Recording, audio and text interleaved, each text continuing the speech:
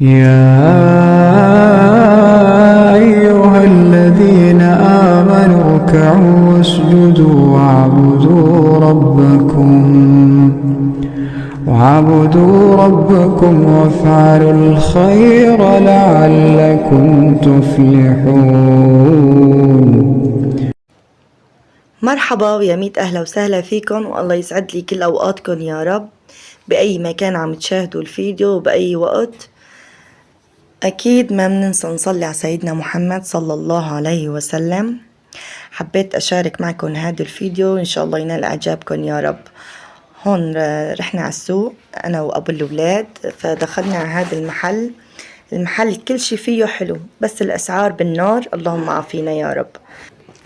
فيه شغلات كتير حلوة، فخطر عبالي أجيب هدية لابن أختي ولبنت أخوي، عرسهم إن شاء الله بعد العيد. إن شاء الله رح تشوفوا الهدية بآخر الفيديو.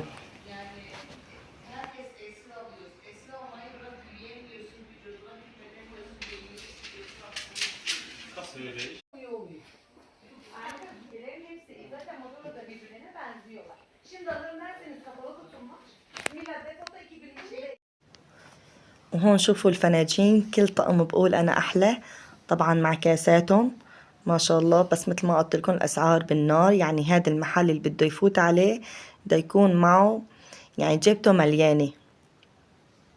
عن جد كتير عجبوني، وإن شاء الله رح أخذ لي هيك طقم مرتب على العيد إذا الله راد. طبعا هذا المحل فيه يعني أدوات المطبخ كلها، شوفوا هالغازات، هون كمان هدول كاسات البلور للشاي، عن جد كتير حلوين. حبيت هيك اورجيكم. طبعا انا هون عم بتفتل وبصور، وابو الاولاد عم بحاسب الاغراض اللي اخذناهم. شوفوا ما شاء الله هدول صمديات. فهون بعد ما حاسبنا، انا قبل باسبوع كنت كمان بالسوق، فشفت محل عنده كاسات كتير حلوين عجبوني كمان. هون دخلنا على غير محل، عجبوني هدول كمان الكاسات الشاي. شوفوا ما شاء الله ما أحلاهم. كمان أخذت طقم إلي وطقم لبنت أخوي. وهذا المحل كمان عنده شي حلو كمان، يعني أسعاره كمان منيحة. هون كمان عم بورجيكم كمان طقمة الفناجين، كمان كتير كتير حلوين. هاي هيك تبعات البهارات.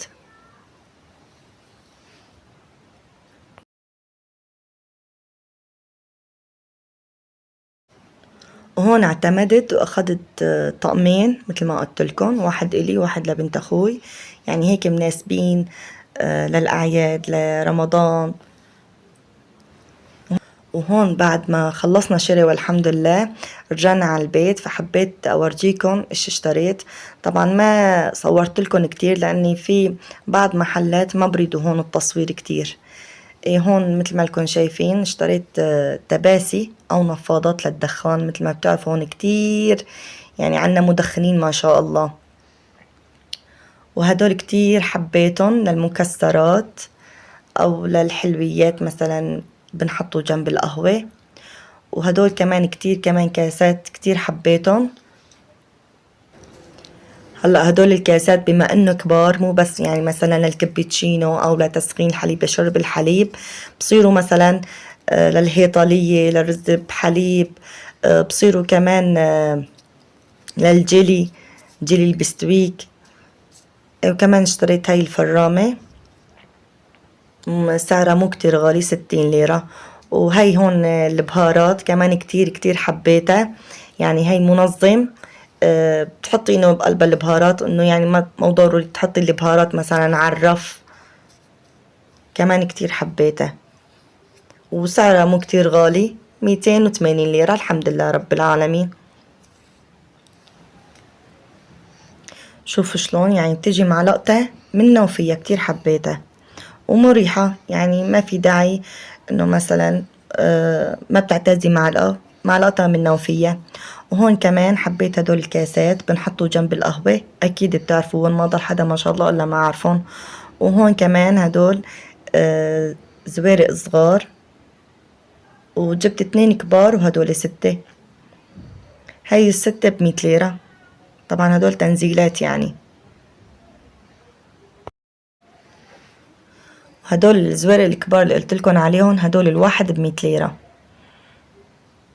وهون هدول المعالق الصغار ب20 ليرة، معالق دف يعني إلا ما واحد يعتازن. هلا بعد ما ورجيتكن ايش اشتريت، هلا هون عندي هي الصندوق كله فيه عدة، طبعا عدة ناعمة، مكياجات وشي للبشرة. عندي هدول منظمات، طبعا هون عبحط شي السيروبات للوجه. عندي هون الزيوت للشعر، يعني ايش في عندي هيك شغلات ناعمة بطبقهم فيها. مثل ما بتعرفوا بكل بيت ما شاء الله في عنده عدة ناعمة وكركبة، فحبيت انه هيك غير اللوك. كانوا كلهم هيك مثل ما شفتوا بصندوق، فحبيت احط الزيوت لحال مثل ما لكم شايفين هلا. شي واقي للشمس، مطري للايدين. وعندي هاي هيك بيجي موديل الكرة، وبيجي هيك تحتها مثل الضوء. هاي هادوني اياها بناتي بعيد الام. طبعا نحن ما بنحتفل بعيد الام، بس هيك قالوا لي ماما حابين انه هيك نجيب لك هديه، فشاركوا بناتي التنتين. الله يخلي بناتكم يا رب، واشتروا لي اياها. وعندي هدول السحابات كنت حاطه فيها لابني الصغير، فغيرت محلهم وحطيت له اغراضه بالسكرتون، فقلت لحالي انه هاي احط فيها اغراض الناعمه. مثل ما بتعرفوا يعني البني آدم سبحان الله عنده أغراض نعمة كتير. وهي العلبة كمان هيك مثل ما لكم شايفين البيضة كتير حبيتها، فهون البنات قالوا لي ماما ناخدها ونحط فيها المناكير وأغراضنا الناعمة. هون عبطبق كمان المكياج. عندي هذا الصندوق عندي اياه من زمان، فحبيت اني اغير كمان فيه شوي. وبتمنى لكل حدا وصل لهون بالفيديو ما ينساني باللايك، واللي داخل على قناتي جديد لايك واشتراك وتفعيل الجرس ليصلكن كل شي جديد بجديد. ونورتوا وشرفتوا بقناتي، وشكرا لكم ولحضوركم، وبشوفكم بفيديو جديد. والسلام عليكم ورحمة الله وبركاته.